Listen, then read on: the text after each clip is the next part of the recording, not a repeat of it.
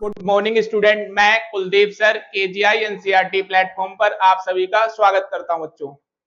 बच्चों आज हम पढ़ने वाले हैं क्लास 11th हमारा जो ज्योग्राफी का चैप्टर नंबर 3 है। ठीक है, इसका बच्चों जो हमने फर्स्ट पार्ट था वो कंप्लीट कर लिया था। ठीक है, उसके अंदर बच्चों हमने ये जाना था कि जो पृथ्वी की आंतरिक संरचना है ना वो किस प्रकार की दिखती है। ठीक है, और बाहर से हमें पृथ्वी किस प्रकार की दिखती थी। ठीक है, साथ में बच्चों हमने ये भी जाना कि जो पृथ्वी की आंतरिक संरचना है ना उसके बारे में हमें जानकारी किन साधनों के द्वारा मिलती है। ठीक है, जिसके अंदर मैंने आपको बच्चों प्रत्यक्ष और अप्रत्यक्ष स्रोत के बारे में बताया था बच्चों। जिसके अंदर मैंने प्रत्यक्ष के अंदर आपको खनन, ड्रिलिंग और जो ज्वालामुखी है ना उससे मिले पदार्थ, उससे मिले कुछ अवशेष, उससे हमें क्या मिलता है बच्चों, इनसे हमें जो हमारी पृथ्वी है ना उसकी आंतरिक संरचना के बारे में प्रत्यक्ष रूप से जानकारी मिलती है बच्चों। ठीक है, और फिर आपको मैंने अप्रत्यक्ष जो स्रोत थे उनके बारे में बताया था, जिसके अंदर बच्चों मैंने इसको दो पार्ट में डिवाइड करके आपको बताया था। पहला पार्ट था अप्राकृतिक साधन। ठीक है, इसके अंदर बच्चों मैंने आपको तापमान, दबाव और घनत्व के बारे में बताया था। ठीक है बच्चों, फिर हमने जो कुछ प्राकृतिक साधन है उनके बारे में आपको मैंने बताया था। उल्कापात हो गया, जल ज्वालामुखी से मिले परमाणु हो गया। ठीक है, और साथ में बच्चों हमने भूकंप जो विज्ञान है उसके बारे में बताया था। इसके बाद बच्चों हम जो अपने भूकंप वाला हमारा टॉपिक था उस पर गए थे। इसके अंदर बच्चों हमने ये जाना था कि भूकंप क्या होता है।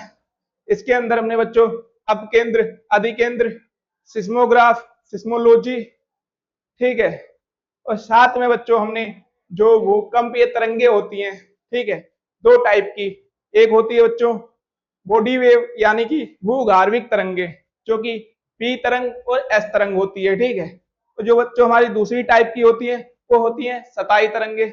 इसके अंदर बच्चों हमने लब तरंग और रेली तरंग के बारे में पढ़ा था। साथ में बच्चों हमने ये भी देखने का प्रयास किया था कि जो पी तरंग है और जो एस तरंग है उसका छाया क्षेत्र किस प्रकार का है। और उसके बाद बच्चों हम गए थे अपने दूसरे वाले टॉपिक में, जिसके अंदर हमने बच्चों ये जाना था कि जो भूकंप है ना उसके क्या कारण है, भूकंप जो आता है उसके क्या कारण है, इसके बारे में जाना। और साथ में बच्चों हमने ये भी जाना था कि जो भूकंप आया है उसका हमारे जीवन पर क्या प्रभाव पड़ा और क्या प्रभाव पड़ेगा, इसके बारे में बच्चों हमने जाना। अब आज बच्चों जो हम पढ़ने वाले हैं इसके अंदर बच्चों हम पढ़ेंगे कि जो पृथ्वी है ना उसकी आंतरिक संरचना के बारे में। जो मैंने आपको पिछले पार्ट में ये बताया था कि जो तीन परत हैं कौन कौन सी, क्रस्ट, मेंटल, कोर, उनके बारे में बच्चों हम काफी विस्तार से पढ़ेंगे। और साथ में बच्चों हम ज्वालामुखी से कुछ निर्मित है आकृति मिली है हमें, कुछ निर्मित हमें आकृति देखने को मिली है, उनके बारे में बच्चों हम इस पार्ट में पढ़ने की कोशिश करेंगे। ठीक है बच्चों, तो बच्चों जो पृथ्वी की आंतरिक संरचना है इसके अंदर मैंने आपको बताया था कि जो पृथ्वी है ना अंदर से तीन परतों के रूप में हमें क्या दिखाई देती है। पहला पार्ट हमने आपको बताया था, क्या बताया था, भूपर्पटी।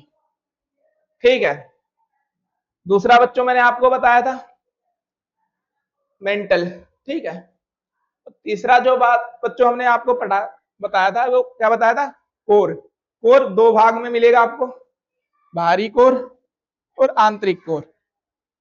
बाहरी कोर मतलब इंग्लिश में आउटर कोर। ठीक है, और जो आंतरिक कोर है इसको बच्चों इंग्लिश में बोलते हैं इनर कोर। ठीक है,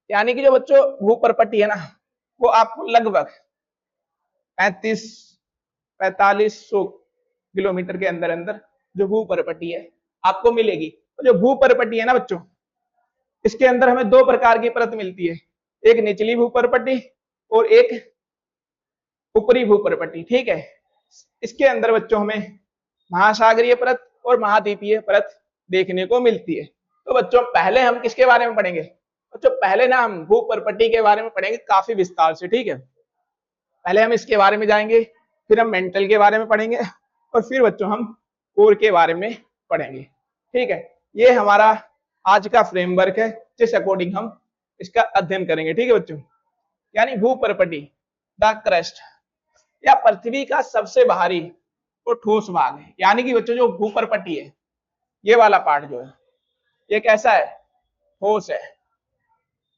कैसा है बच्चों, ठोस है।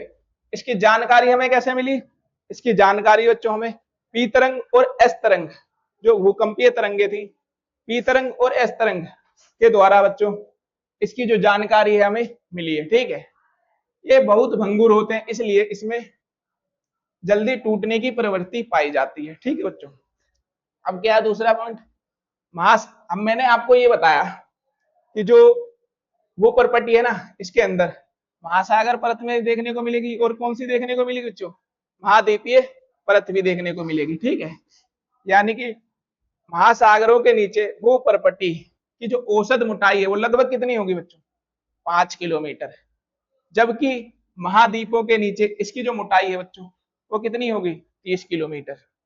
यहां से बच्चों क्वेश्चन हमेशा पूछा जाता है कि महाद्वीपों के नीचे जो मोटाई है, ठीक है, इस परत की वो कितनी होगी बच्चों, 30 किलोमीटर, और महासागर के नीचे कितनी होगी बच्चों, 5 किलोमीटर। ठीक है, अब जब यहाँ पे महाद्वीप और महासागर मिलेंगे तो हिमालय पर्वत तो बनेंगे ना, ऊपर ही तो सतह पे दिखते हैं। तो यहाँ पे क्या होता है ना बच्चों, हिमालय पर्वत श्रृंखलाओं के नीचे ना जो भूपर्पटी की जो मोटाई होती है वो लगभग कितनी होती है, 70 किलोमीटर।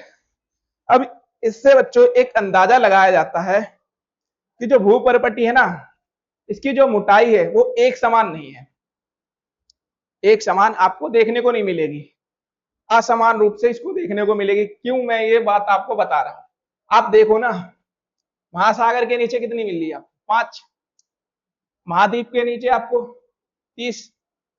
ठीक है, और जब आप हिमालय पर्वत श्रृंखला के नीचे जाओगे तो वहां पे कितनी मिलती है, 70 किलोमीटर, जो एक समान तो नहीं है ना बिल्कुल भी।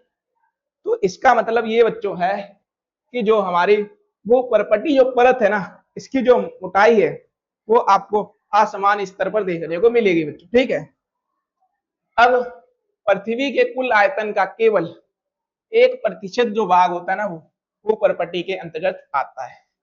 यानी जो पृथ्वी का ना बच्चों, क्या पृथ्वी के कुल आयतन का जितना भी भाग होता है, ठीक है, वो भूपर्पटी के अंदर कितना आता है, 1% आता है, सिर्फ 1%। फिर मैंने आपको बताया था, ठीक है बच्चों, क्या बताया था आपको, जो भूपर्पटी है उसको 2 भागों में बांटते हैं। ठीक, किसको, भूपर्पटी को 2 भागों में बांटते हैं। ठीक है, यानी जो हमारी पहली परत है बच्चों वो कौन सी है, भूपर्पटी यानी कि क्रस्ट, इसको 2 भागों में बांटते हैं, लोअर क्रस्ट, ठीक है, और ऊपरी क्रस्ट। ठीक है, तो इसको क्या बच्चों करते हैं, 2 भागों में बांटते हैं। यानी ऊपरी जो परत होती है ना बच्चों, ऊपर वाली, मैं यहाँ पे एक डायग्राम दिखाता हूँ। ठीक है, मान लेते हैं हम सिर्फ पहली जो परत है ना वो डिजाइन कर रहे हैं। ठीक है, ये बच्चों हमारी क्या है, ये हमारी मान लो पृथ्वी की आंतरिक संरचना की भूपर्पटी की परत है। ठीक है, यानी कि क्रस्ट वाली है। ठीक है, इसको ना 2 भागों में बांटा जाता है। अब क्या हो गया, ये ऊपरी क्रस्ट, और ये क्या होगा, निचला क्रस्ट, निचली भूपर्पटी,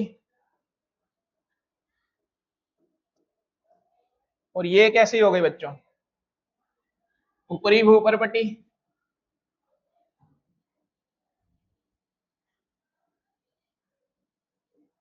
ठीक है बच्चों, अब जब ये निचली हो गई, ऊपरी हो गई, अब ऊपरी परत की हम बात करेंगे, मतलब बच्चों इसके बारे में बात करेंगे। ठीक है, यानी कि यहाँ मुख्य रूप से जो ग्रेनाइट चट्टानें हैं वो पाई जाती हैं, और इन चट्टानों में महाद्वीपों का निर्माण होता है। यानी कि बच्चों जो हमारे ऊपर की परत है क्रस्ट के अंदर, यानी ऊपरी परत, उसके अंदर कौन सी चट्टान पाई जाती है बच्चों, ग्रेनाइट चट्टान पाई जाती है।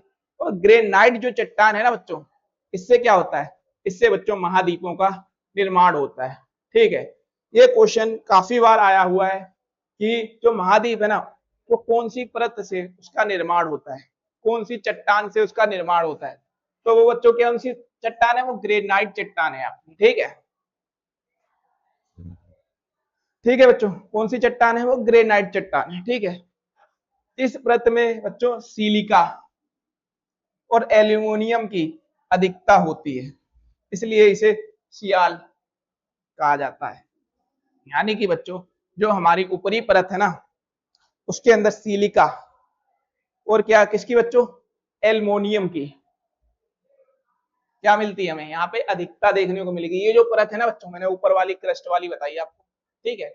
इसके अंदर आपको सिलिका और एल्युमिनियम जो होता है, इसकी अधिकता हमें क्या देखने को मिलेगी, इसलिए इस परत को बच्चों क्या कहा जाता है, इसको सियाल कहा जाता है, ठीक है। जो कि क्या होती है बच्चों, एक महाद्वीपीय परत होती है, ये भी आप बोल सकते हो, ठीक है बच्चों। अब हम निचली परत की बात करेंगे इसके नीचे, ठीक है। यानी कि बच्चों फिर हम क्रस्ट बना लेते हैं अपनी। ये क्रस्ट के दो भाग हो गए, हमने उसकी बात कर ली है ऊपर वाले की, ऊपरी क्रस्ट।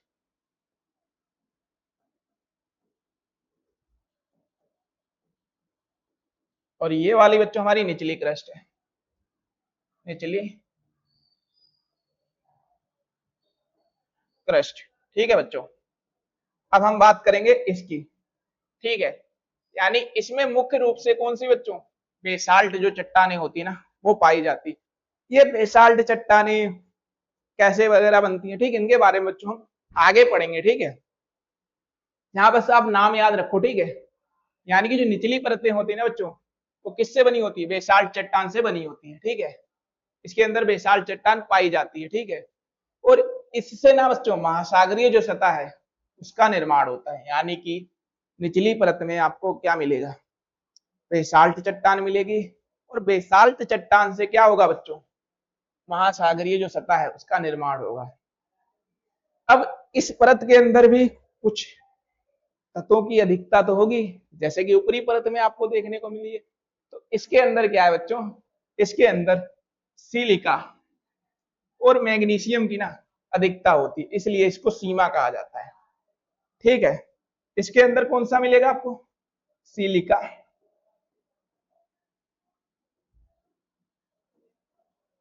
प्लस क्या मिलेगा आपको, मैग्नीशियम।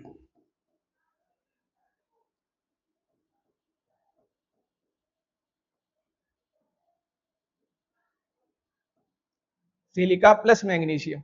अब बच्चों ऊपरी क्रस्ट मैंने आपको पढ़ाया, उसके अंदर क्या मिल रहा था आपको, उसके अंदर बच्चों आपको मिल रहा था सिलिका प्लस एल्यूमिनियम, इसलिए उस परत को क्या बोला जाता था, सियाल।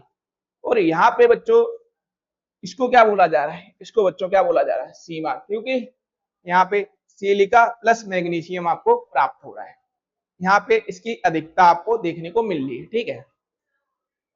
अब बच्चों यहाँ पे क्वेश्चन पूछ लिया जाता है, वो आपसे क्वेश्चन पूछ ले सकते हैं एग्जाम में कि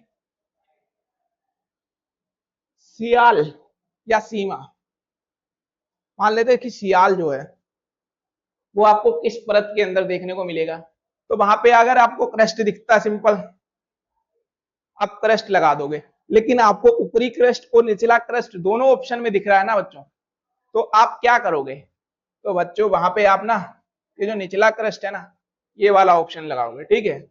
यहाँ पे इस तरीके से ना बच्चों को एग्जामिनर जो होता है वो काफी ज्यादा कंफ्यूज करता है, ठीक है। अब है असंबद्धता यानी डिसकंटिन्यूटी, ये क्या है,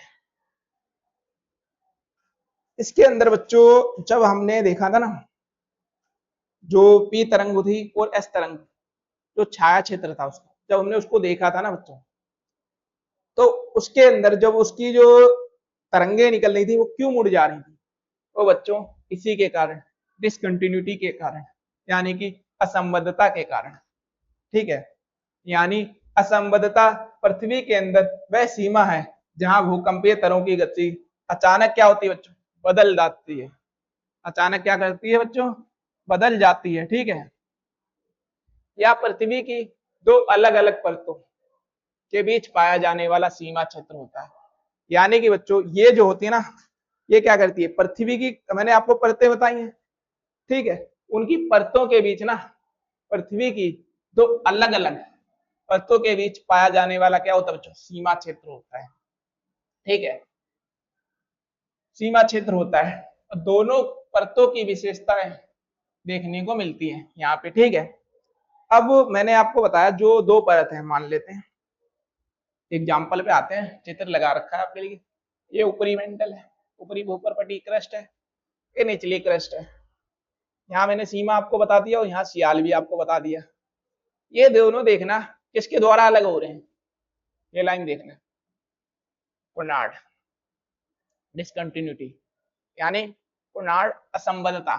ठीक है, फिर आप देखना जो निचला क्रस्ट है, निचला क्रस्ट है, ठीक है, और ऊपरी मेंटल है, यानी निचला क्रस्ट और ऊपरी क्रस्ट को कौन अलग कर रहा है बच्चों? मोह कंस्टिट्यूटिव, मोह असंबद्धता। ठीक है, फिर है ऊपरी मेंटल और निचली मेंटल को कौन बच्चों अलग कर रहा है? वो कर रहा है रेपिटी असंबद्धता। ठीक है, अब निचला मेंटल मेंटल और बाहरी कोर यानी कि आउटर कोर इसे बोलते हैं। ठीक है, इसको कौन बच्चों अलग कर रहा है? इसको गुटेनबर्ग असंबद्धता कर रहा है। ठीक है, फिर बाहरी कोर और आंतरिक कोर को कौन अलग करने का काम करता है बच्चों? लेमेन की असंबद्धता। तो बच्चों ये जो टॉपिक है ना, इससे हमेशा क्वेश्चन आता है और हमेशा यही बात पूछी जाती है कि आपको ये दे देगा कि रेपिटी असंबद्धता, ठीक है, कौन सी दो परतों को अलग करती है? आपको पता होना चाहिए कौन सी दो परतों को अलग करती है। यानी कि जो रेपिटी असंबद्धता है ना बच्चों, वो ऊपरी मेंटल और निचला मेंटल इसको क्या करती है बच्चों? अलग करने का काम करती है। और फिर क्वेश्चन घुमा के भी दिया जा सकता है, क्वेश्चन इस प्रकार भी दिया जा सकता है कि ऊपरी मेंटल और निचली मेंटल को कौन सी असंबद्धता के द्वारा अलग किया जाता है? तो वहां पे बच्चों आंसर क्या होगा? वहां पे बच्चों रेपिटी असंबद्धता आंसर होगा। ठीक है, यानी कि जो कुनाड हमारी असंबद्धता है, ठीक है, तो भूपर्पटी की ऊपरी और निचली परत के बीच है। भूपर्पटी की मैंने आपको दो परत बताई, ऊपरी और निचली। ठीक है, ऊपरी परत में क्या मिलता है आपको? सियाल। निचली परत में आपको क्या मिलता है? सीमा। ठीक है बच्चों, फिर मैंने आपको बताई मुंह असंबद्धता, ये क्या करती है? भूपर्पटी और मेंटल के बीच है। ठीक है, भूपर्पटी और मेंटल के बीच आपको ये देखने को मिलेगी। फिर है रेपिटी असंबद्धता, ये क्या देखने को मिलेगी? ऊपरी मेंटल और निचले मेंटल के बीच देखने को मिलेगी। अब गुटेनबर्ग की जो असंबद्धता है ना बच्चों, ये वाली, ये आपको मेंटल और बाहरी कोर के बीच देखने को मिलेगी। एंड जो बच्चों लास्ट है हमारी लेमेन असंबद्धता, ये कहां देखने को मिलेगी? ये बाहरी क्रोड और आंतरिक क्रोड को अलग करने का काम करती है। ठीक बच्चों, अब ये देखते हैं हमारा दूसरा जो पार्ट है, ठीक है, मेंटल। ठीक है, पृथ्वी की आंतरिक संरचना बना लेते हैं यार, क्या ही दिक्कत है। ठीक है,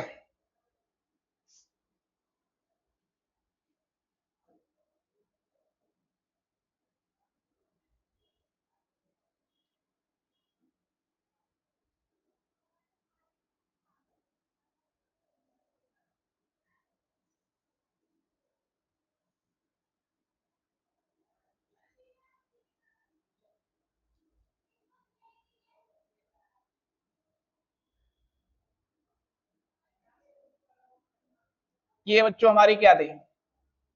ऊपरी क्रस्ट,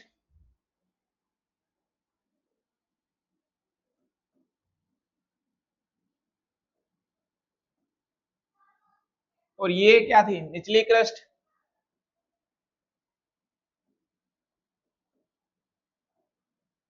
इसके बारे में बच्चों हमने पढ़ लिया। अब हम पढ़ेंगे जो हमारा बीच वाला पार्ट होता है मेंटल, ये वाला जो पार्ट है इसके बारे में पढ़ेंगे बच्चों। ठीक है, ठीक है, इसके बारे में बच्चों हम पढ़ेंगे, इसको क्या बोलते हैं? मेंटल। ठीक है, यानी कि भूपर्पटी के नीचे स्थित भाग को, भूपर्पटी यहां से इसके जो नीचे स्थित भाग को मेंटल कहा जाता है। यह किससे अलग होता है बच्चों? यह मुंह असंबद्धता से शुरू होकर लगभग 2900 किलोमीटर की गहराई तक फैला हुआ है। यानी कि बच्चों मैंने ये परत, ऊपरी परत भूक्रस्ट की और निचली परत कौन सी असंबद्धता के द्वारा अलग होती है? मैंने आपको बताया कौन सी, कुनाड असंबद्धता के द्वारा क्या होती है बच्चों? अलग होती है। ठीक है, लेकिन जब हम बात करेंगे भूपर्पटी और निचला मेंटल, ये किस परत के द्वारा अलग होती है? तो बच्चों वो होता है मुंह असंबद्धता। ये यहां से शुरू होती है और इसकी जो गहराई होती है ना बच्चों इस परत की, वो कितनी होती है? 2900 किलोमीटर। ठीक है, कि तक ये क्या परत होती है बच्चों? ये जो मेंटल होता है उसकी 29 किलोमीटर तक गहराई देखने को मिलती है बच्चों। ठीक है, फिर मेंटल के जो ऊपरी भाग है, मेंटल के ऊपरी भाग को दुर्लभता मंडल कहा जाता है। यानी कि बच्चों जो मेंटल होता है ना, मेंटल मेंटल के दो पार्ट मैंने आपको बताए थे, बनाने की कोशिश करता हूं। ये हमारा क्या हो गया? मेंटल निचला वाला। ये क्या होगा बच्चों? ऊपरी मेंटल होगा। ठीक है, यानी कि ऊपरी मेंटल के भाग, जो मेंटल का ना ऊपरी भाग है, इसको क्या कहा जाता है बच्चों? इसको कहा जाता है दुर्लभता मंडल। दुर्लभता मंडल इसकी अपनी खास विशेषता है बच्चों। ठीक है, आगे पढ़ेंगे। ठीक है, दुर्लभता मंडल कहा जाता है। यानी एस्थनो जो शब्द होता है इंग्लिश में, ये वाला एस्थनो, इस शब्द का जो अर्थ होता है ना बच्चों, क्या होता है? कमजोर या दुर्लभ होता है। ठीक है, इसका विस्तार लगभग कितना है बच्चों? इसका जो विस्तार है यहां तक कितना है बच्चों? 400 किलोमीटर। ठीक है, की गहराई तक माना जाता है इसका जो विस्तार है बच्चों। ठीक है, अब क्या है? अब अब जो ज्वालामुखी जब विस्फोट होता है ना, उससे निकलने वाला जो पदार्थ होता है वो क्या होता है बच्चों? लावा होता है। वो कहां से निकलता है वो बच्चों? दुर्लभता मंडल जो होता है ना, दुर्लभता मंडल जो भी मैंने आपको बना के बताया, ठीक है, वहां से निकलता है। यानी कि ज्वालामुखी विस्फोट के दौरान धरातल पर निकलने वाला लावा, मुख्य लावा का जो मुख्य सोर्स है वो कहाँ है? कौन सा बच्चों? वो दुर्लभता मंडल है। ठीक है, इसके अंदर कैसी अवस्था देखने को मिलेगी आपको? ठोस दिखेगा, लिक्विड दिखेगा, किस रूप में दिखेगा बच्चों? ये आपको देखने को मिलता है सेमी लिक्विड अवस्था में। किस कैस में देखने को मिलता है? अर्ध द्रव अवस्था में।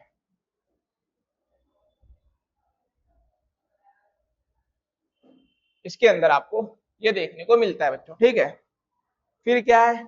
भूपर्पटी और मेंटल का सबसे ऊपरी ठोस भाग मिलकर क्या बनाता है बच्चों? स्थल मंडल बनाते हैं। यानी कि भूपर्पटी और मेंटल का जो सबसे ऊपरी ठोस भाग है ना, वो मिलकर क्या बनाता है? स्थल मंडल बनाते हैं। इसकी मोटाई लगभग कितनी होती है बच्चों? 100 से 200 किलोमीटर के बीच होती है। दुर्लभता मंडल के नीचे स्थित मेंटल का भाग निचला मेंटल कहलाता है। ये कैसा होता है बच्चों? ठोस अवस्था में होता है। ठीक है, अब बच्चों एक क्वेश्चन यहाँ पे ये पूछ लेता है कि जो दुर्लभता मंडल है ना, उसके अंदर क्या पूरा ऊपरी भाग जो मेंटल का है वो शामिल होगा या नहीं? यानी कि जो मेंटल है उसका पूरा भाग शामिल होगा दुर्लभता मंडल के अंदर कि नहीं होगा? ये आप बताओ। तो बच्चों यहाँ पे क्या होता है ना, जो हमारा दुर्लभता मंडल है, ठीक है, जहां से ज्वालामुखी के जो सोर्स है वो वहां से प्राप्त होता है। ठीक है, इसका जो विस्तार है ना बच्चों, वो ऊपरी मेंटल के अंदर देखने को मिलता है और निचले मेंटल के अंदर आपको देखने को नहीं मिलेगा। ठीक है बच्चों, फिर बात करते हैं हम दुर्लभता मंडल के जो है नीचे स्थित भाग को क्या कहा जाता है बच्चों? मेंटल कहा जाता है। और ये कैसा भाग है बच्चों? ये ठोस भाग है। ये कैसा भाग है? ये ठोस भाग है।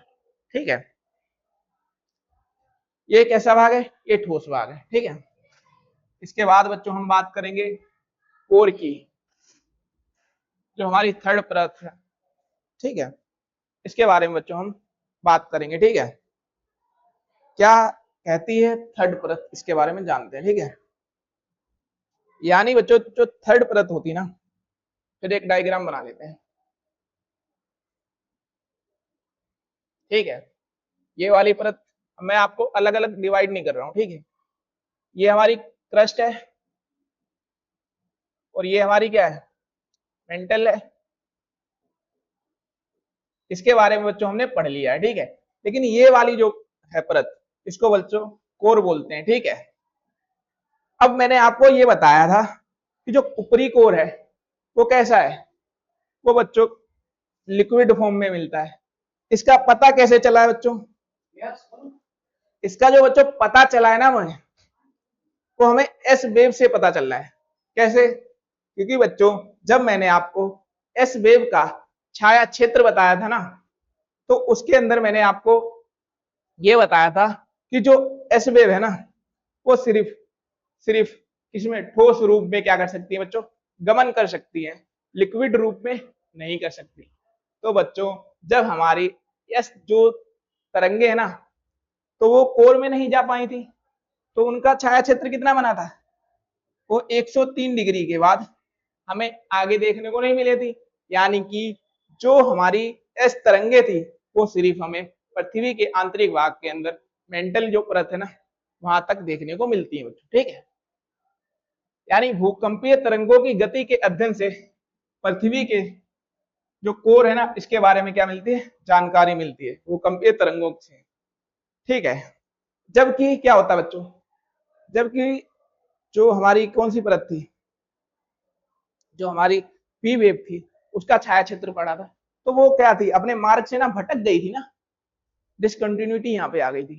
ठीक है, मेंटल और क्रूड की सीमा, यानी मेंटल और क्रूड की सीमा पृथ्वी की सतह से लगभग इतनी है बच्चों, 29 किलोमीटर की गहराई पर स्थित है। यानी मेंटल और कोर की जो सीमा है ना बच्चों, वो पृथ्वी की सतह से लगभग 29 किलोमीटर की गहराई पर स्थित है। अब जो कोर है ना बच्चों, इसको भी दो पार्ट में डिवाइड करते हैं। ये कोर है, कौन सा हो गया, ये आपका हो गया बाहरी कोर, और ये आपका कैसा हो गया, आंतरिक कोर। ठीक है, आंतरिक कोर, यानी कि जो बाहरी कोर है ना बच्चों, आपको वो कैसा मिला, वो तरल अवस्था में मिला।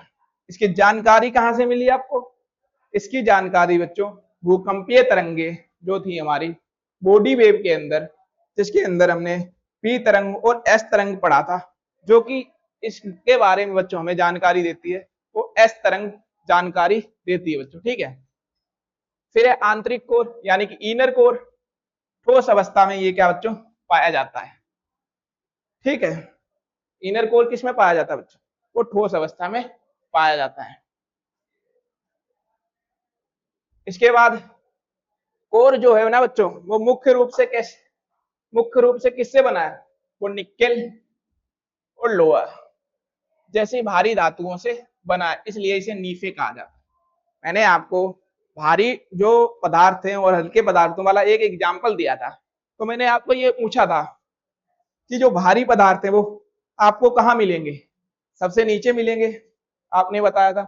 तो इसी प्रकार बच्चों जो क्या है, निकेल है और लोहा है, ये क्या है, भारी पदार्थ है। तो बच्चों ये जो भारी पदार्थ है ना, तो पृथ्वी की ना सबसे आंतरिक जो संरचना है उसके अंदर आपको देखने को मिलेंगे। अब यहाँ पे एक क्वेश्चन और उत्पन्न होता है कि सर हमें ये पता कैसे चला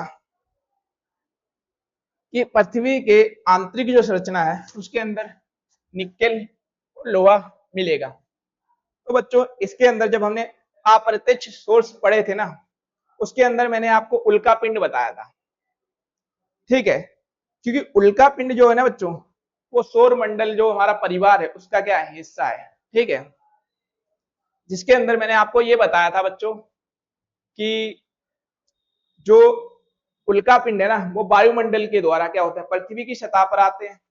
जब उनके हमें कुछ पदार्थ, उनके कुछ कण मिले हैं ना, तो उनसे हमने ये जाना था कि जो उपकरण है ना वो किसके थे बच्चों, उल्का पिंड के अंदर निकेल और लोहे के थे। तो इससे हमें ये जानकारी मिली थी कि जो पदार्थ है ना आंतरिक संरचना के अंदर कहीं ना कहीं आपको लोहा और निकेल देखने को मिलेगा। तो ये बच्चों जो अप्रत्यक्ष स्रोत है ना ये जानकारी देता है इसकी। ठीक है बच्चों, क्रोड को क्या कहा जाता है बच्चों, बेर स्फीयर के नाम से भी इसको जाना जाता है बच्चों। ठीक है, पृथ्वी के कुल आयतन का लगभग 15% भाग कोड के अंतर्गत आता है। यानी बच्चों पृथ्वी का जितना भी भाग है ना उसका 15% जो भाग है ना वो किसके अंदर आपको देखने को मिलेगा, वो कोर के अंदर देखने को मिलेगा बच्चों। ठीक है बच्चों, ये हमारी जो थी अभी हमने पढ़ा पृथ्वी की आंतरिक संरचना, इसके बारे में बच्चों हमने काफी बढ़िया और अच्छे तरीके से पढ़ा है। ठीक है, जिसके अंदर बच्चों मैंने आपको ये बताया है कि जो पृथ्वी है उसकी आंतरिक संरचना के अंदर कौन कौन सी परत देखने को मिलती है, कौन सी परत ठोस है, कौन सी परत लिक्विड है और कौन सी परत सेमी लिक्विड है, इसके बारे में बच्चों हमने बताया। ठीक है, इसके बाद बच्चों मैंने आपको बताया कि जो हमारा दुर्लभता मंडल है, ठीक है, उसके बारे में आपको बताया। उसके बारे में मैंने आपको ये बताया कि यहाँ से ना ये जो ज्वालामुखी बनती है हमारी, वो जो दुर्लभता मंडल है ना वो सोर्स है किसका, ज्वालामुखी का। ठीक है, यहाँ पे मैंने आपको ये बताया। ठीक है, और इसके अंदर मैंने हर एक परत की अपनी अलग अलग जो विशेषताएं होती हैं, ठीक है, उनके बारे में आपको बताया। जब हमने क्रस्ट के बारे में पढ़ा जिसके अंदर बच्चों हमने दो टाइप की परत देखने को मिली, एक निचली और एक ऊपरी। इसके अंदर बच्चों हमने ऊपरी परत जो थी वो बच्चों किससे, कौन सी चट्टान से बनी थी, वो ग्रेनाइट चट्टान से बनी थी। और जो हमारी निचली परत है वो इससे बनी थी बच्चों, बेसाल्ट चट्टान से। बेसाल्ट चट्टान किसके होने का संकेत देती है, वो महासागर के। और ग्रेनाइट जो चट्टान थी बच्चों वो महाद्वीप के होने का संकेत देते थे। ठीक है, और इसके बाद हमने ये भी देखा था कि जो महासागर है ना उसके नीचे गहराई भूपर्पटी की कितनी थी, वो बच्चों कितनी थी, महासागर के नीचे 5 किलोमीटर। और महाद्वीप के नीचे आपको कितनी देखने को मिली थी, वो बच्चों आपको 30 किलोमीटर देखने को मिली थी। तो इससे ये अंदाजा लगाया जाता है कि जो पृथ्वी है ना, जो पृथ्वी की भूपर्पटी परत है, क्रस्ट है, ठीक है, इसके अंदर जो इसकी गहराई है ना वो एक समान नहीं है, असमान रूप से आपको देखने को मिल रही है। फिर बच्चों इसकी जो मेंटल वाली परत है उसके अंदर मैंने आपको बताया काफी डिटेल से।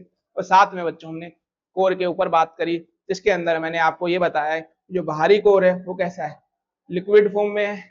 इसकी जानकारी हमें भूकंपीय तरंगों से पता चली है जिसके अंदर एस वेव जो होती है वो जानकारी देती है। फिर हमने बच्चों आपको बताया है कि जो आंतरिक कोर है ना, आंतरिक कोर, ठीक है, जो आंतरिक कोर है ना बच्चों उसके बारे में मैंने आपको बताया कि ये ठोस है।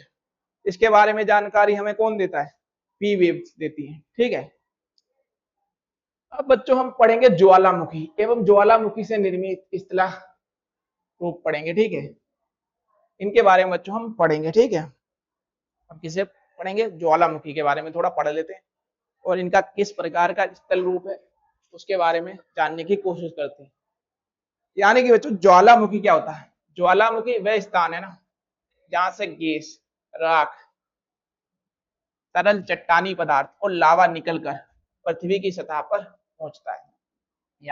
यानी कि बच्चों ज्वालामुखी क्या है, ज्वालामुखी वह स्थान है जहां से क्या मिलेगा आपको, गैसें, राख और तरल पदार्थ, तरल चट्टानी जो पदार्थ है वो लावा, और लावा निकल कर क्या होता है पृथ्वी की सतह तक पहुंचता है।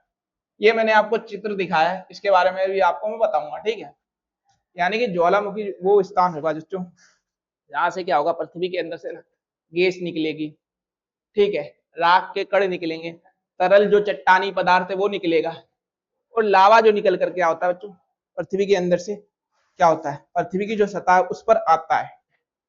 अब लावा के अंदर हम जाएंगे तो देखेंगे तरल लावा, गाढ़ा लावा, इसकी क्या विशेषता है इसके बारे में काफी अच्छे से जानेंगे। ठीक है, यदि ज्वालामुखी पदार्थ कुछ समय पहले बाहर निकला हो, यानी कि यदि ज्वालामुखी जो पदार्थ है वो कुछ समय पहले क्या हो, बाहर निकला हो या वर्तमान में भी निकल रहा हो, तो उसे क्या बोलते हैं, सक्रिय ज्वालामुखी। बच्चों जब हम ज्वालामुखी के प्रकार पढ़ते हैं ना, तो उसके अंदर कई प्रकार की हमें जो जो ज्वालामुखी है ना, उनके कई प्रकार देखने को मिलते हैं, जिसके अंदर आपकी बुक में सिर्फ सक्रिय जो ज्वालामुखी ना ये बताया गया है, ठीक है। तो सक्रिय ज्वालामुखी वो ज्वालामुखी होता है ना बच्चों, जिससे या तो वर्तमान में क्या मैग्मा निकल रहा हो या निकल चुका हो, तो वो कैसा होगा बच्चों, वो क्या होगा, सक्रिय ज्वालामुखी।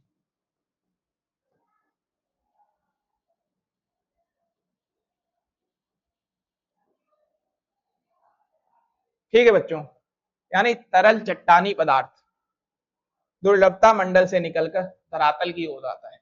यानी कि मैंने आपको ये बताया, जो ज्वालामुखी है कहां से प्राप्त हो रहा है, आपको वो कहां से मिल रहा है, वो आपको मिल रहा है दुर्लभता मंडल से। ये मैंने आपको बताया था, ठीक है। अब ये देख लेते हैं कि ये पृथ्वी पर कैसे आता है, ठीक है। यानी कि बच्चों जो ये देखना भूपरपटी है, ये मेंटल है। मेंटल के अंदर मैंने आपको क्या बताया था, मेंटल के ऊपरी भाग में, मेंटल के ऊपरी भाग में मैंने आपको ये बताया था क्या, यहाँ पे दुर्लभता मंडल देखने को मिलेगा। दुर्लभता मंडल किसका साधन है बच्चों, वो ज्वालामुखी का स्रोत है, ठीक है। जब यहां से देखो मेघमा, यानी कि बच्चों जब वो पृथ्वी की आंतरिक संरचना के अंदर होगा ना, उस समय क्या उसको बोलेंगे, उसको उस समय बच्चों मैग्मा बोलेंगे, ठीक है। लेकिन जैसे ही वो पदार्थ पृथ्वी की संरचना पर आ जाएगा, यानी पृथ्वी की ऊपरी जो परत है ना, धरातल की जो सतह है उस पर आ जाएगा ना बच्चों, तो अब उसको क्या बोलेंगे, लावा बोलेंगे। अगर वो पृथ्वी के अंदर ही देखने को मिले तो उस समय उसको मैग्मा बोलेंगे, ठीक है। तो ये क्या है, मैग्मा कक्ष है, ये लाल लाल देख लो। फिर ये क्या होता है, ये जब धीरे धीरे निकलेगा, सीधे निकल गया, तिरछी तरीके से भी निकलेगा, ठीक है। ये लाल लाल आपको निकल रहा है ना, पृथ्वी की सतह पर अगर आ गया ये सतह, तो पृथ्वी की अगर सतह पर ये आ जाता है ना बच्चों, तो इसे क्या बोला जाता है, लावा। लेकिन अगर ये पृथ्वी की आंतरिक जो संरचना है उसके अंदर ही रह जाए, तो बच्चों इसके अंदर क्या देखने को मिलेगा आपको, तो बच्चों इसके अंदर जो आपको देखने को मिलेगा ना, वो क्या मिलेगा बताओ, वो उसको क्या बोला जाएगा बच्चों, मैग्मा बोला जाएगा, मैग्मा, ठीक है। अब ये क्या है देखो, ये निकास नली है, ये क्रेटर है। अब जब लावा निकला, इसके साथ क्या निकलेंगे, कुछ गैस निकलेंगे, कुछ राख के कण मिलेंगे, कुछ धूल के कण मिलेंगे आपको, ठीक है बच्चों।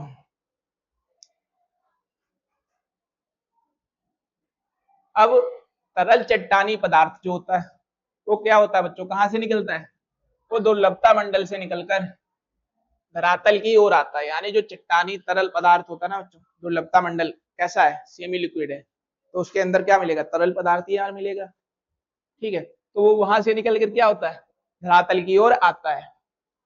जब तक ये पदार्थ पृथ्वी के अंदर अर्थात मेंटल के ऊपरी भाग में रहता है, तब तक इसे क्या बोला जाता है बच्चों, मैग्मा कहते हैं। मैंने आपको पहले ही अभी बताया तुरंत, ठीक है। मैंने आपको क्या बताया था, जब तक ये जो पदार्थ है तरल चट्टानी पदार्थ, ठीक है, पृथ्वी के अंदर अर्थात मेंटल जो पार्ट है उसके ऊपरी जो भाग में रहता है, तब तक इसको क्या बोलते हैं, मैग्मा कहा जाता है। लेकिन जब बच्चों ये क्या होता है, भूपटल के ऊपर या धरातल पर पहुंच जाता है, तो इस पदार्थ को बच्चों क्या बोलते हैं, इस पदार्थ को जब बच्चों लावा बोलते हैं, ठीक है। यानी ज्वालामुखी से निकलकर धरातल पर पहुंचने वाले पदार्थों में लावा प्रवाह, लावा के जमे हुए टुकड़ों का मलबा, ज्वालामुखी बम, राख, धूलकण, विभिन्न गैसें शामिल होती हैं। इन गैसों में नाइट्रोजन, सल्फर, यौगिक के साथ थोड़ी मात्रा में क्लोरीन भी देखने को मिलेगी, हाइड्रोजन भी देखने को मिलेगी, आर्गन भी देखने को मिलेगी। इसका मतलब ये बच्चों, जो ज्वालामुखी है ना, वो पृथ्वी की आंतरिक संरचना से बाहर आकर पृथ्वी की सतह पर आ जाती है, तो उसे क्या बोलते हैं बच्चों, लावा बोलते हैं। जब लावा आएगा तो उसके साथ मैंने आपको बताया है क्या क्या आएगा, धूल कण आएगा, कुछ गैसें आएगी, कुछ जमे हुए जो टुकड़े हैं अंदर वो आपको देखने को मिलेंगे। ज्वालामुखी बम जो एकदम से फटता है ना, ऊपर उठता है, जब आप देखोगे ना, आपको यूट्यूब पे सर्च करोगे ना ज्वालामुखी बम वीडियो, तो आपको दिख जाएगा कि कैसे ज्वालामुखी ऊपर उठता है, एकदम से बम बोलता है। ठीक है, उस टाइप की आपको वीडियो देखने को मिल जाएगी। ठीक है, तो राख हो गया, धूलकण हो गया, तथा विभिन्न जो गैसें होती ना इसके अंदर शामिल होती। और इन गैसों के अंदर मुख्य रूप से कौन कौन सी गैसें शामिल होती है उसके बात कर लेते हैं। ठीक है, वो कौन सी बच्चों, वो नाइट्रोजन देखने को मिलेगी, सल्फर देखने को मिलेगी, और यौगिक के साथ थोड़ी मात्रा में कौन सी देखने को मिलेगी बच्चों, क्लोरीन भी देखने को मिलेगी, हाइड्रोजन भी देखने को मिलेगी, और आर्गन भी देखने को आपको मिलेगी। ठीक है बच्चों, अब ज्वालामुखी विस्फोट के तरीके और धरातल पर बनने वाली आकृतियों के आधार पर ज्वालामुखी को अलग अलग वर्गों में बांटा जाता है।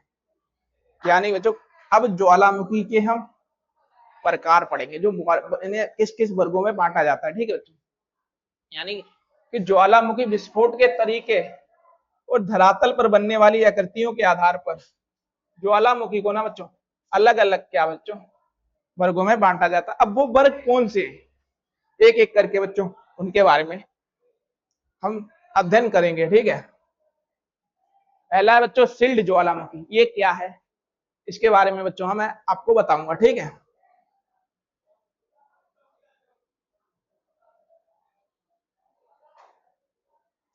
जो बच्चों सिल्ड ज्वालामुखी होता है ना, वो क्या होता है, यानी कि बेसाल्ट से बनने वाले ज्वालामुखी में सिल्ड ज्वालामुखी सबसे विशाल होते हैं।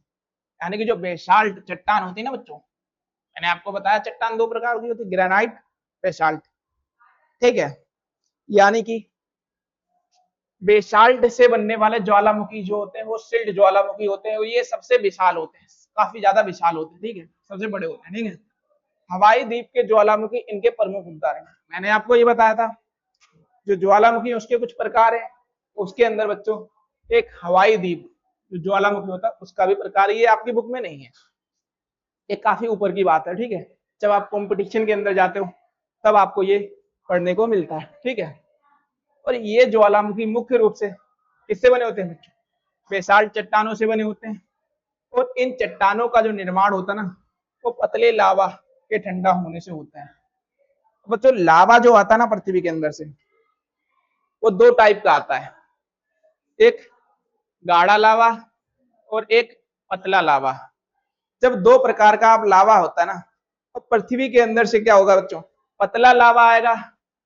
जो पतला लावा जो पृथ्वी के अंदर से आएगा ना बच्चों, वो क्या होगा, वो जल्दी से ना पृथ्वी की सतह पर फैल जाएगा। ठीक है, लेकिन बच्चों अगर गाढ़ा लावा जो आता है ना, वो क्या होता है ना, जो पृथ्वी की सतह है ना उस पर क्या होता है बच्चों, वो जल्दी से फैल नहीं पाता है। ठीक है, वो वहीं पर जमने लगता है। ठीक है, यानी कि बच्चों मैंने आपको क्या बताया, ये ज्वालामुखी मुख्य रूप से कैसे होते हैं, बेसाल्ट चट्टानों से बने होते हैं, और इन चट्टानों का निर्माण पतले लावा के कैसे ठंडा होने से होता है बच्चों। ठीक है, विस्फोट के समय इनका लावा बहुत पतला होता है, यानी जब इनका विस्फोट होता है ना, विस्फोट ऊपर की तरफ से आता है, जब अंतरिक्ष पृथ्वी के आंतरिक भाग से धरातल पर आता है। ठीक है, तो क्या होता है बच्चों, विस्फोट के समय इनका जो लावा होता है वो कैसा होता है, बहुत ही पतला होता है। ठीक है, और दूर तक क्या होता है, फैल जाता है। लेकिन अगर बच्चों गाढ़ा लावा हो तो क्या होगा, दूर तक नहीं फैल पाएगा। ठीक है, इसलिए इन ज्वालामुखियों का ढलान क्या होता है बच्चों, कम होता है। ठीक है, अब बच्चों हम इसका कुछ दो तीन पॉइंट और है बच्चे, इसके बारे में देख लेते हैं। ठीक है, सामान्य रूप से इन ज्वालामुखियों में विस्फोट कम तीव्र होता है, यानी बच्चों जब इनका जो विस्फोट होता है ना, जो उसकी मात्रा होती है वो क्या होती है, कम तीव्र होती है, अधिक तीव्र नहीं होती है बच्चों। ठीक है, फिर क्या होता है, लेकिन यदि लावा निकलने वाली नली में पानी प्रवेश कर जाए तो विस्फोट अधिक तीव्र हो सकता है। यानी कि बच्चों जब मैंने आपको चित्र दिखाया था ना, कौन सा,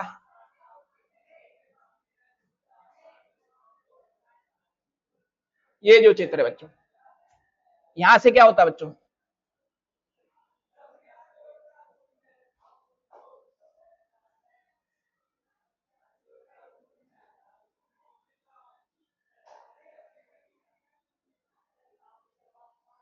ये बच्चों जो लावा होता है ना, यहां से निकलता है, ठीक है।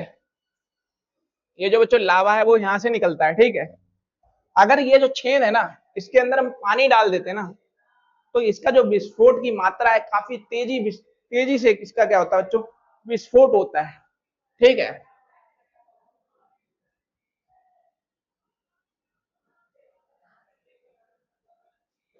काफी तेजी से विस्फोट होता है अगर हम इसके अंदर पानी डाल देते हैं।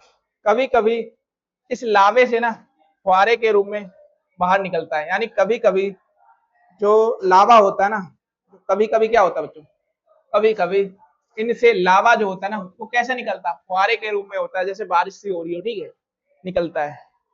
इससे ज्वालामुखी के मुख के पास शंकु जैसी आकृति बन जाती है, जिसे सिंडर शंकु कहते हैं। यानी कि कुछ बच्चों इस तरह की आकृति बन जाती है, आपको दिखा देता हूं, इस तरीके की।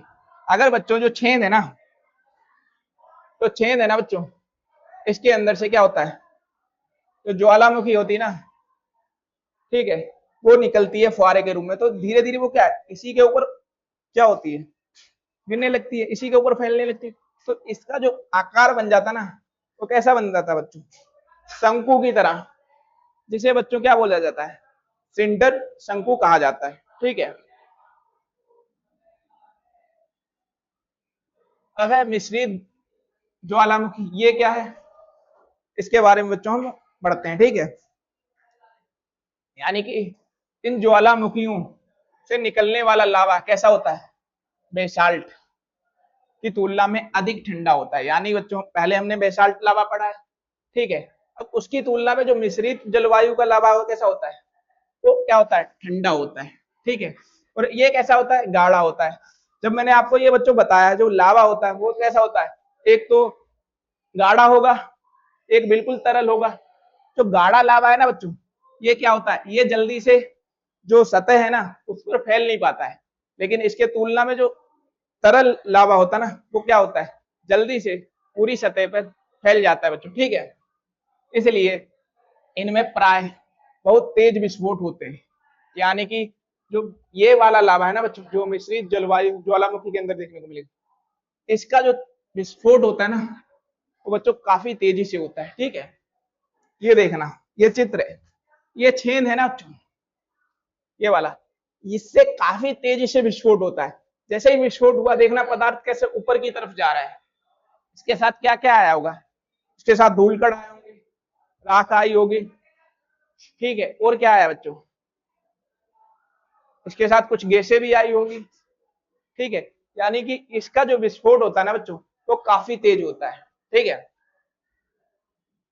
इनसे लावा के साथ बड़ी मात्रा में क्या आएंगे, चट्टानों के छोटे बड़े क्या होंगे, टुकड़े, और राख भी धरातल पर निकलती है बच्चों, ठीक है। अब ये जो पदार्थ हैं वो ज्वालामुखी के मुख के आसपास अलग अलग परतों में जमा हो जाते हैं। यानी ज्वालामुखी का जो मुख है इसके आसपास देखना, ये कुछ जमा हो गए, ये जमा हो गए, ये जमा हो गए, ये जमा, इसके यानी छेद जो होता है इसके आसपास क्या होते हैं, अलग अलग परतों में क्या होते हैं, जमा होते हैं। जैसे लावा, राख और चट्टानों की इन्हीं मिली जुली परतों से क्या बनता है बच्चों, मिश्रित ज्वालामुखी बनता है बच्चों, ठीक है।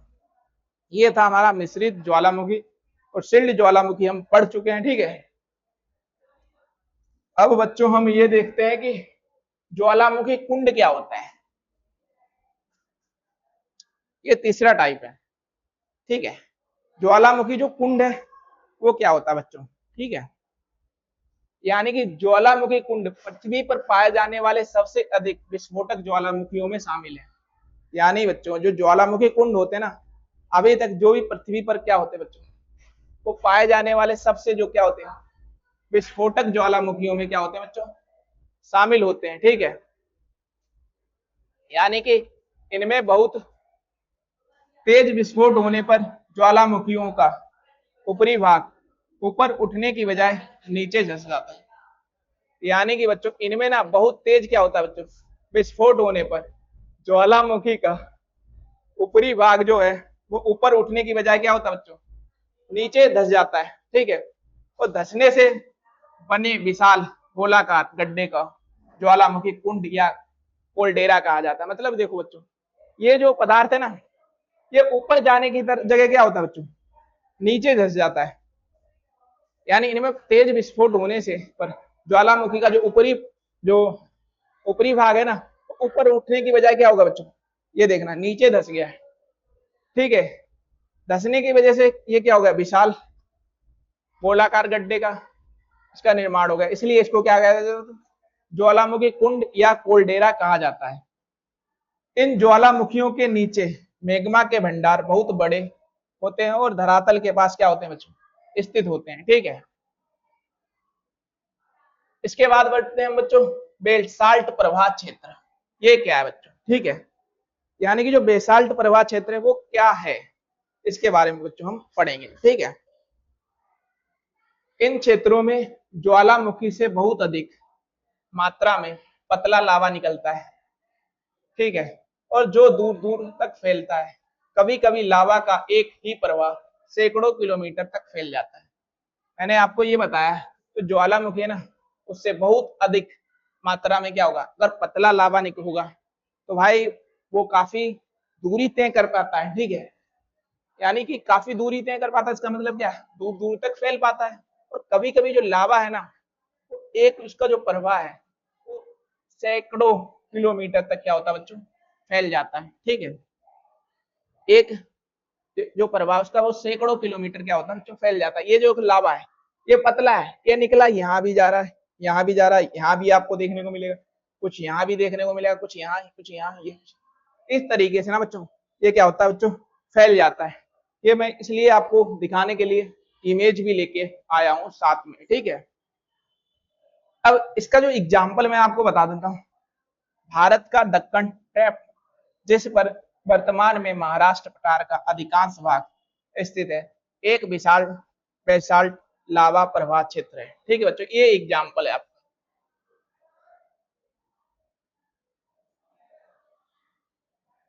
ये क्या है बच्चों, एग्जाम्पल है। ठीक है, अब हम पढ़ेंगे बच्चों मध्य महासागरीय कटक ज्वालामुखी, ये क्या होते हैं बच्चों। ठीक है, यानी कि इन ज्वालामुखियों से महासागरों के भीतर क्या होता है, लावा निकलता है। यानी बच्चों इन ज्वालामुखियों से, ये जो ज्वालामुखी है, यानी इन ज्वालामुखियों से महासागरों के भीतर क्या होता है बच्चों, लावा निकलता है। ठीक, ये देखना ओशियन क्रस्ट है, ये भी क्या है, ये लेथोस्फीयर यानी मेंटल। ठीक है, यहां से क्या होता है बच्चों, लावा निकलता है। ठीक है, मध्य महासागरीय कटक महासागरों के नीचे स्थित पर्वतों की एक लंबी श्रृंखला है। यानी कि मध्य महासागरीय जो कटक है ना, वो महासागरों के नीचे स्थित पर्वतों की क्या है बच्चों, लंबी श्रृंखला है। इसकी कुल लंबाई कितनी है, 70,000 किलोमीटर से अधिक है। और ये सभी महासागरीय जो क्षेत्रों में क्या होती है बच्चों, फैली है। ठीक है, अब इस कटक के बीच वाले भाग में लगातार क्या होता है बच्चों, ज्वालामुखी विस्फोट होते रहते हैं। इससे नया महासागरीय भूपटल बनता है। यानी कि बच्चों ये वाला जो भाग है ना, ये वाला, इससे क्या होता है बच्चों, इसे लगातार जो होता है ना, जो ज्वालामुखी है ना बच्चों, वो क्या होता है, उसका विस्फोट होता रहता है। ठीक है, और इसी से बच्चों क्या होता है ना, महासागरीय जो भूपटल है वो बनता है। ठीक है, अब बच्चों हम ये देखेंगे जो ज्वालामुखी कुछ स्थलाकृतियां हैं। ठीक है, ये कैसे बनती हैं और साथ में कौन कौन सी स्थलाकृतियां देखने को मिलती है, इसके बारे में बच्चों हम बात करेंगे। ठीक है, यानी कि अंतर्वेदी आकृतियां, ये क्या होती है बच्चों, यानी कि बच्चों जब लावा पृथ्वी की आंतरिक संरचना से निकलता है ना, लेकिन बच्चों वो क्या होता है, पृथ्वी की ऊपरी सतह पर नहीं पहुंच पाता है, वो पृथ्वी की आंतरिक संरचना के अंदर ही ना अलग अलग जगहों पे चला जाता, जगह बनाकर। ठीक है, तो वहां पे क्या होगा, लावा जो है वो गर्म होगा, बाद में क्या होगा, ठंडा होगा ना। ठंडा होकर वो क्या बनाता है, कोई स्थलाकृति है उसका क्या करता है बच्चों, वो रूप धारण कर लेता है। ठीक है, अब ये चित्र देखना आप। ठीक है, यहां से ना लावा निकला, ठीक है, अंदर से क्या हुआ, लावा निकला। लावा लेकिन क्या हुआ बच्चों, पृथ्वी की सतह पर नहीं आ पाया। जब वो पृथ्वी की सतह पर नहीं आया, वो अंदर ही इधर उधर चला गया, तो वो क्या बनाता है बच्चों, वो अलग अलग प्रकार की कुछ स्थलाकृतियां बनाता है। जैसे आप वो बनाता है लेकोलिथ, वो बनाता है सील, वो बनाता है बैथोलिथ, ठीक है, वो बनाता है डाइक। ये सब स्थलाकृतियां बताता है बच्चों। ठीक है, अब हम इन स्थलाकृतियों के बारे में एक एक करके पढ़ेंगे। ठीक है, अब पहले हम ये जानते हैं कि ज्वालामुखी विस्फोट से निकलने वाला लावा ठंडा होकर अग्नि चट्टान बनाता है। यानी जो बच्चों ज्वालामुखी विस्फोट से निकलने वाला जो लावा होता है ना, वो ठंडा होकर क्या बनाता है, वो अग्नि चट्टान बनाता है। ठीक है, तो लावा कहाँ ठंडा होता है, इसके आधार पर अग्नि चट्टानों को दो भागों में बांटा जाता है। यानी कि बच्चों जो लावा है ना, वो कहाँ पर ठंडा होगा ना, इसके आधार पर बच्चों क्या होता है, जो चट्टाने होती है ना, अग्नि चट्टान, इनको दो भागों में बांटा जाता है। पहला क्या है, ज्वालामुखी चट्टाने, यानी जब लावा धरातल पर पहुंचकर क्या होता है, ठंडा और ठोस होता है। यानी ज्वालामुखी जो चट्टाने बच्चों, उसके अंदर जब लावा धरातल पर पहुंचकर क्या हो बच्चों, ठंडा और ठोस होता है, तो उसे ज्वालामुखी चट्टाने बनती है। यानी जब लावा धरातल पर क्या होता है, आ जाता है, उस पर क्या होगा, ठंडा होगा और ठोस रूप धारण कर लेगा, तो उससे क्या होता है बच्चों, ज्वालामुखी जो चट्टाने होती हैं वो बनती हैं बच्चों। ठीक है, अब पातालीय चट्टाने क्या होती हैं, इनके बारे में बच्चों हम पढ़ेंगे। यानी कि प्लूटोनिक इंग्लिश में बोलते हैं। ठीक है, जब मैग्मा धरातल के नीचे ही ठंडा होकर जम जाता है, तो उससे पतालीय चट्टाने बनती है। यानी कि बच्चों जब मैग्मा है पृथ्वी की आंतरिक संरचना से निकल रहा है, लेकिन वो क्या होता है ना, सतह पर नहीं आ पाता, वो कई मार्ग में ना भटक जाता है। मैंने आपको चित्र दिखाया था। तो जब भटक जाता है ना, तो वो क्या होगा, बाद में ठंडा होगा, और ठंडा होकर क्या करेगा बच्चों, ठंडा होकर वो चट्टाने बताएगा। उन्हीं चट्टानों को क्या कहा जाता है बच्चों, उन्हीं चट्टानों को पतालीय चट्टाने कहा जाता है। यानी कि इंग्लिश में प्लूटोनिक जो चट्टाने हैं वो कहा जाता है। ठीक है, इसके बाद जब मैग्मा पृथ्वी के अंदर ही ठंडा होकर जम जाता है, तो उससे बनने वाली आकृतियों को अंतर्वेदी स्थलाकृति कहा जाता है। यानी कि बच्चों जो मैग्मा है ना, वो पृथ्वी के आंतरिक भाग के अंदर क्या हो, दब जाए, रह जाए, तो उससे बनने वाली जो आकृति होती है उनको क्या बोला जाता है, अंतर्वेदी आकृतियां कहा जाता है। बस दो या तीन आकृतियां बची हैं, उनके बारे में हम पढ़ लेते हैं। ठीक है, कौन सी, पहली है बच्चों बैथोलिथ। कौन सी है, बैथोलिथ। यानी कि जब मैग्मा का बहुत बड़ा भाग भूपर्पटी की अधिक गहराई में ठंडा होकर जम जाता है, तो वह गुंबद जैसी विशाल आकृति बना लेता है। यानी बच्चों जो मैग्मा का ना बहुत बड़ा भाग जो भूपर्पटी है, कैसी, मैंने आपको पहली परत बताई थी। ठीक है, यानी कि क्रस्ट। ठीक है, इसका जो अधिक गहराई में क्या होता है, ठंडा होकर जम जाता है, तो वह गुंद विशाल जैसी आकृति बना लेता है। कुछ इस टाइप की आकृति जो होती है ना बच्चों, वो बनाने का काम करता है। ठीक है, और लंबे समय तक चट्टानों के कटाव के कारण, लंबे समय तक चट्टानों के कटाव के कारण ऊपर की परतें हट जाती हैं, जो ऊपर की जो परत होती है ना वो हट जाती है। इसके बाद मैथोलिथ धरातल पर दिखाई देने लगते हैं। ठीक है,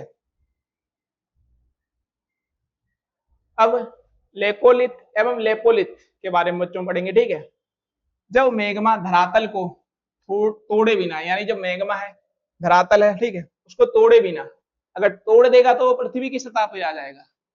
ठीक है, यानी कि तोड़े बिना चट्टानों की परतों के बीच गुंद के आकार में जम जाता है, तो उसे क्या बोलते हैं, लेकोलिथ कहा जाता है। जब मैग्मा उल्टे गुंद कटोरे के आकार में जमता है, तो उसे लेपोलिथ कहा जाता है। अगर बच्चों पृथ्वी की आंतरिक संरचना के अंदर जो मैग्मा है ना, वो कुछ इस तरीके से जम जाए, इस तरीके से, तो इसको क्या बोलेंगे बच्चों, इसको बोलेंगे लेकोलिथ, लेकोलिथ। लेकिन बच्चों जब उल्टी आकृति का, इस टाइप का पृथ्वी के अंदर मैग्मा जम जाए इस आकृति में, तो इसको बच्चों क्या बोलेंगे, इसको बोलेंगे लेपोलिथ, लेपोलिथ। ठीक है बच्चों। फिर लेकोलिथ बड़े आकार की गुम्द जैसी चट्टानी संरचना होती है। इसका निचला भाग समतल होता है और ये नीचे स्थित मैग्मा की नली से जुड़ी रहती है बच्चों। ठीक है। अब क्या है, लेकोलिथ की जो आकृति है ना, ऊपर की ओर उठे गुंबद, मैंने आपको बताया था ये वाली, ठीक है, जैसी होती है। जबकि लेपोलिथ की आकृति नीचे की ओर धसे हुए कटोरे जैसी होती है। मतलब कैसी, इस टाइप की होती है बच्चों। ठीक है। लेकोलिथ ज्वालामुखी की एक आंतरिक आकृति है।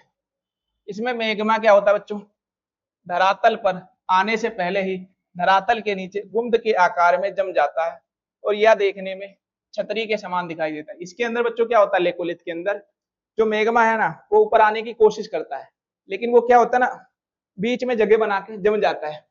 तो ये देखना, ये वाली आकृति आपको कैसी दिखेगी, छाते के रूप में देखने को मिलेगी। ठीक है। यानी कि फिर वो क्या बोलता है बच्चों, छतरी के समान दिखाई देती है। इसके विपरीत लेपोलिथ जो क्या होता है, मैग्मा उल्टे गुम्द कटोरे के आकार में जम जाता है, इसलिए इसकी आकृति तस्तरी जैसी दिखाई देती है, ये वाली आकृति। ठीक है बच्चों। अब है फेकोलिथ और सील, ये क्या है। ठीक है बच्चों।